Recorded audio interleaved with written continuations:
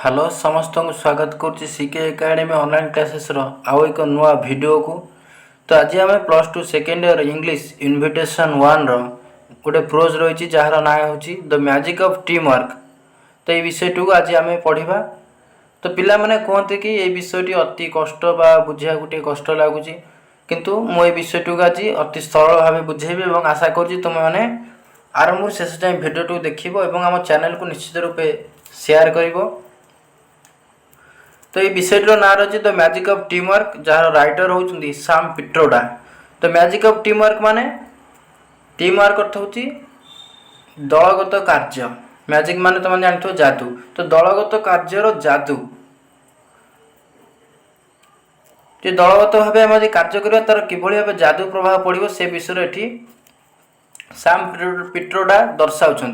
मनकर मु तुमको ये गोटे उदाहरण दे पारि जे कौन से काम तुम एकाकी करुच तो से काम तुमको जी समय लगे जी कष्ट लगे तो से कम को जब तुम तुम सांग मान सहित मिलमिशी कर तो से कमटी अति शीघ्र होगा सहित तुम बोझ हल्का हो। तो से जदि गोटे कार्य को दलगत भाव आम कार्य करवा ताहले से निश्चित रूप आम सफल होगा। तो से विषय आज सैम पिट्रोडा दर्शाऊँ। तो आमर राइटर होचन सैम पिट्रोडा और सैम पिट्रोडा पूरा नाम हूँ सत्यनारायण गंगाराम पिट्रोडा, जे कि भारतर जोगाजोग आंदोलन बा communication revolution Janak.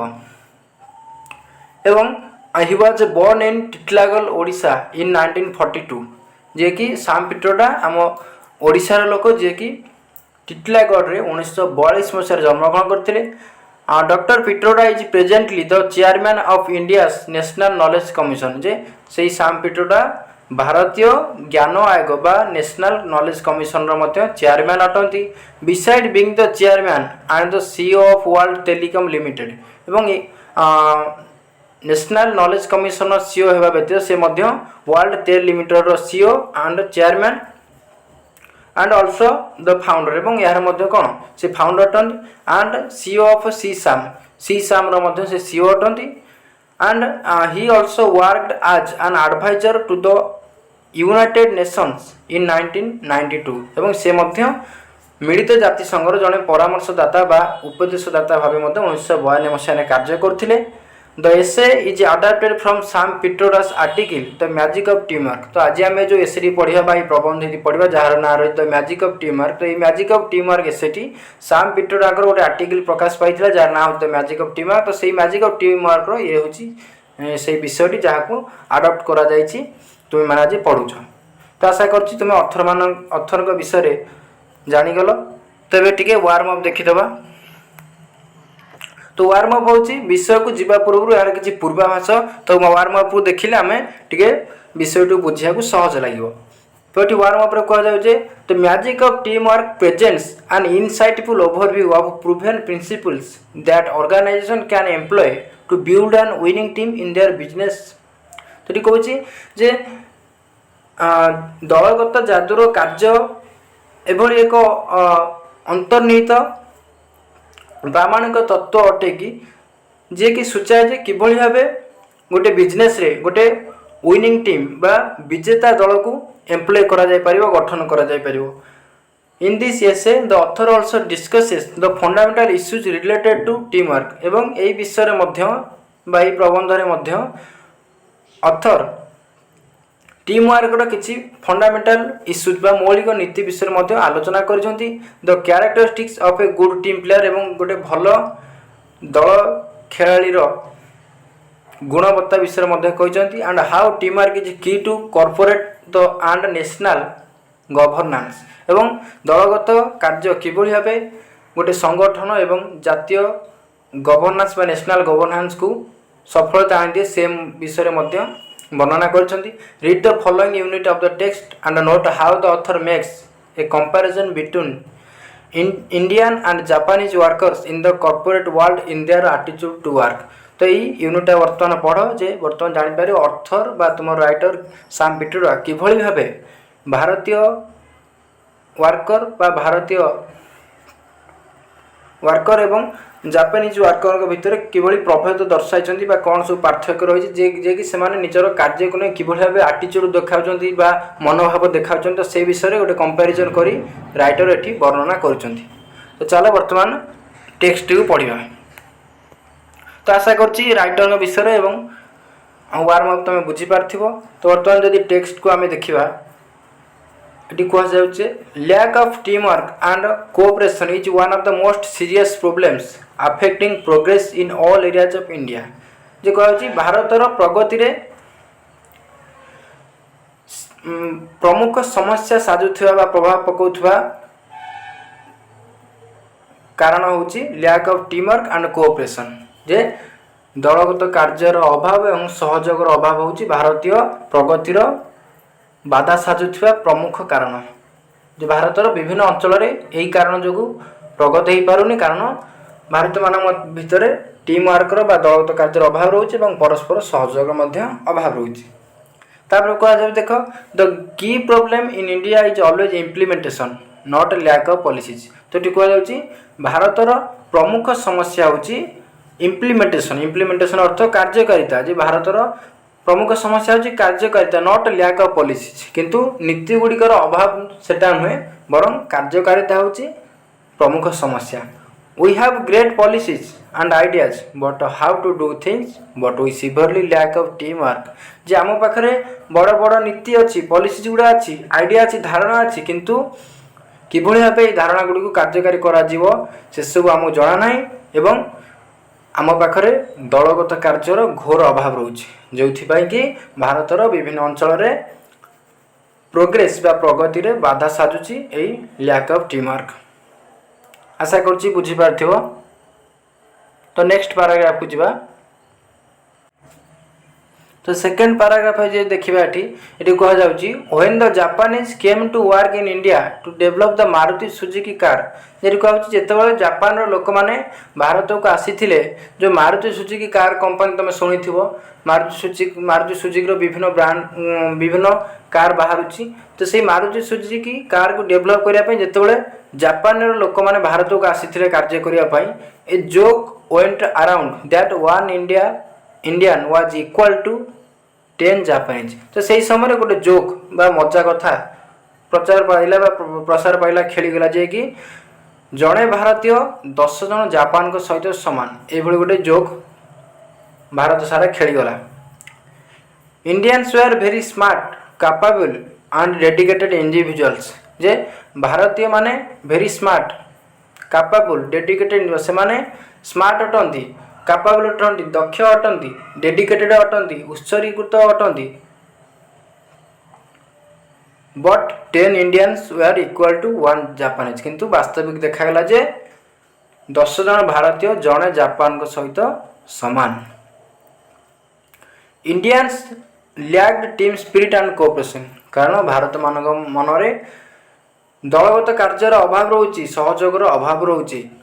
What makes matters even worse is our crab mentality. यार कारण होची कौन ना आम मानकर क्रैब मेंटालिटी कंकड़ा जमीती आमर देखिथिबो तुमे गोटे कंकड़ा गातर जिते आउ गोटे कंकड़ा ऊपर को उठू थाए तो से कंकड़ी ता गोड़टू टाणी धरे बा सी आसार ऊपर उठा चेष्टा करे। तो से भाव जिते गोटे कंकड़ा आउ गोटे कंकड़ा ता गोड़ टाणुची तो दीज से पड़े। तो से भाया क्रैब मेंटालिटी बा गोड़ टणा प्रकृति बा कंकड़ा मानसिकता आम कहीपर। तो यही मानसिकता जो आम ओर्स बा तल को तल आम जाऊे जे आमर टीम वर्क बा दलगत कार्यर अभाव देखा जाउछि। तो ये कह देख if someone is trying to climb higher and achieve more the others just drag him down. जदि कौन से गोटे लोक उच्च को जीवा चेष्टा करुच्ची जे सक्सेस बा सफलता पाइबा को इच्छा करुच्ची अन्य लोक माने तार कौन करेंगे गोड़ टाणी दौरान तल को खसई दौरान। The signal that the others send out is I would not do it I would not let you do it and if by chance you start succeeding we will all gang up and make sure that you don't get to do it।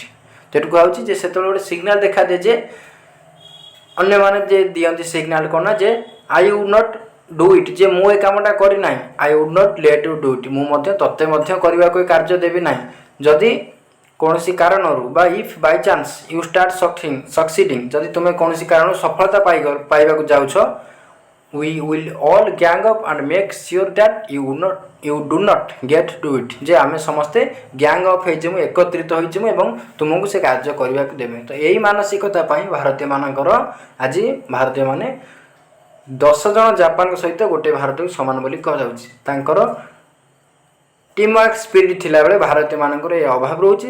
भारतीय मान पाखे crab mentality बा कंकड़ार मानसिकता बा गोड़टना प्रकृति रोथिबारु जितेबाला गोटे लोक किसी आचिव करने चाहूँगी ऊपर को उठा चाहूँगी अन्य मैंने गोड़ टाणी दौरान एवं कहते जेहेतु मुझे कार्यटा करनी तोते मत कम करने को देवी ना जदि बाय चांस तुम्हें कौन कार्य करने को सफल हो जाऊच ताले से लोक मैंने एकत्रित हो गैंग अफ हो तुम गोड़ टाणी तुम तलू पकादेवी। तो ये मानसिकता भारतीय मान जो भारतीय मान पाखरे प्रगतिर अभाव देखा जाउछि।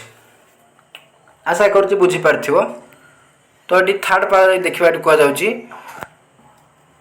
The question is where does the attitude come from ये प्रश्न उठुची जे ये जो कंकड़ा मानसिकता बा गोड़टना प्रकृति भारतीय मानक पाखक आसला केमिति ये मनोभाव कौठु आसला and how do we recognise and handle it जे आम ये मनोभाव किभली भाव चिन्हवा केमिता को हैंडल करवा। Part of the problem is our cultural background जे एटा हमर समस्या कोठ आछि एटा हमर कल्चरल बैकग्राउंड सांस्कृतिक पृष्ठभूमि हम सांस्कृतिक पृष्ठभूमि रु एई मनोभाव हम पाखक आसीछि। We have hard feudal and hierarchical social system in which whoever is senior supposedly knows the best। तो आम मानक पारे गोटे फेउडाल आम कहि परिबा सीमांत एवं हायरार्ची मान होची उच्च नीच क्रम जे एभले गोटे सोशल सिस्टम पर रही सामाजिक व्यवस्था रही जो सामाजिक व्यवस्था रे सीनियर माने बा हमठू बड़ माने होची सबू जानती जे हमठू जो माने बड़ रहे से माने सबू जानिछंती। आग काल रे एई भलिया मानसिकता लोक मान थिला जे जे बड़ ता बोधे सबू जना हमर गोटे एई भली सामाजिक व्यवस्था थिला। गोटे उदाहरण मैं दे पारि जे जेतो तुमे पैसा पत्र आनिया को जाउथबो तो सेठी बड़ मानकू बापा मां माने पैसा रखिया दउथिबे तुम्हें मार्केट जाओ बड़ भाई सान भाई तो से समय बापा माँ पैसा तो दौथे तुम्हें बड़ भाई को दौथे जे तू रख ताकू दबू ना सी हजेदेव। तो ये बड़ मान को सब क्षेत्र में प्राधान्य दि जाए। तो यहीटा आमर सांस्कृतिक पृष्ठभूमि आसी से भावती जे बड़ मैंने सबकि जानी। This was fine in earlier times when knowledge and wisdom were passed on orally. तो यहाँ ठीक थिला अर्लियर टाइम्स रे अतीत काल रे when knowledge and wisdoms were passed on orally जेतबले ज्ञान गुड़िक ओराली अतिक्रम करुला बा मौखिक भाव में शुणा जाऊला सेतबले एटा ठीक थिला। But in modern society there is no way that one person can know everything. किंतु आधुनिक समाज रे हम देखिबा जे कौन से एक व्यक्ति जे सब किछि जानि ता आमे कहि परिबा नाही। एटा केवल अर्लियर टाइम्स अतीत काल देखाऊला जिते मौखिक भाव ज्ञान गुड़ी को आहरण कराऊला किंतु वर्तमान समाज रे जे गोटे लोक सबकि जानी बोली आम कहीपर ना। Today you may find that a young computer trade person has more answers for an accounting problem than a senior accountant has. जदि आम देखा वर्तमान समय गोटे युवक जे कि कंप्यूटर ट्रेन होती सी निश्चित रूपे जो अकाउंटिंग प्रॉब्लम रही जे से अकाउंटिंग प्रॉब्लम से निश्चित रूप समाधान कर विभिन्न उपाय गोटे सीनियर अकाउंटेंट ठारू जे जन वयोज्येष्ठ अकाउंटेंट ठारू जन यंग कंप्यूटर ट्रेन पर्सन जे कि विभिन्न मेथड जानी कंप्यूटर मेथड सी निश्चित शीघ्र एवं सरल उपाय अकाउंटेंट प्रॉब्लम को सॉल्व कर पारिबो जने वयस्क बा सीनियर अकाउंटेंट ठारू। एटा निश्चित रूप आम गारंटी कहि परिबा कारण वर्तमान मॉडर्न जुग है तो कंप्यूटर आम सबकि इजी भाव कर जे सीनियर जे थी सी बोध हुए मे भी कंप्यूटर यूज जानी थाईपे बा न जानी थाईपे बा सी पुराणा कालिया व्यवस्था को व्यवहृत करें किंतु जे यंग कंप्यूटर ट्रेन पर्सन जे रहा सी मॉडर्न टेक्निक सब यूज करुवे तेणु से निश्चित रूपे तार भल उत्तर सब से देपर विभिन्न प्रकार प्रोब्लेम सॉल्व कर। किंतु आम मन में मानसिकता अच्छी जे सीनियर सी बोधे अधिक जानी। तब देख until we understand how best to leverage this diversity of experience we will not able to create a fully utilize the kind of terms the kind of teams। तो ये कह until we understand how best to leverage तो से पर्यंत आम बुझा पड़ो कि भाव आम इच्छा मुताबक फल पाइबा सुगुणावली उपयोग कर जानवा हम।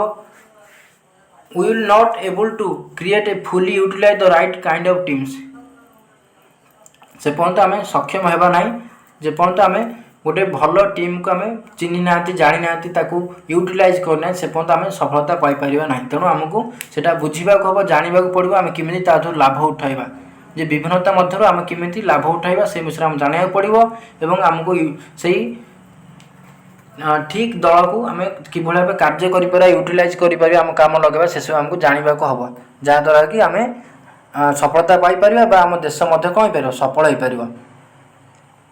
तो आशा करुँची यूनिटा को बुझीपार। तो जदि भिडियोटी भल लगी निश्चित रूपे आम चैनल को लाइक शेयर सब्सक्राइब कर तुम जो ग्रुप मान रही सब टेलीग्राम हो व्हाट्सएप ग्रुप हो से शेयर करदेव। तो ये आम संध्या 7 राति से सबुदिन क्लास हो। तो ये भिडियो को आम शेष करुँ। जय जगन्नाथ।